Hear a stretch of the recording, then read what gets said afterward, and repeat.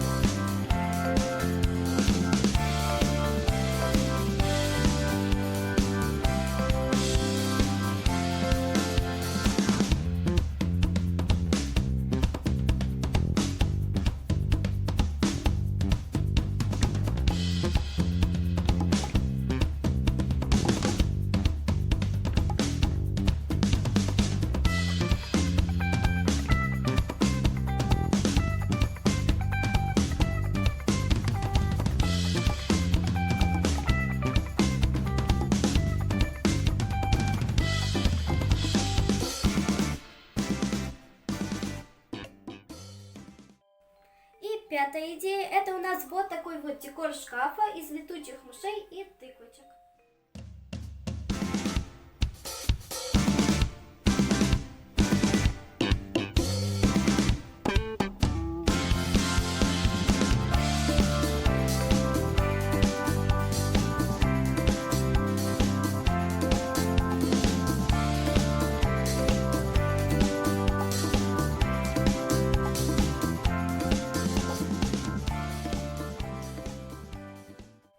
Ну что ж, вам понравилось это видео? Ставьте лайк, подписывайтесь на канал и всем пока-пока.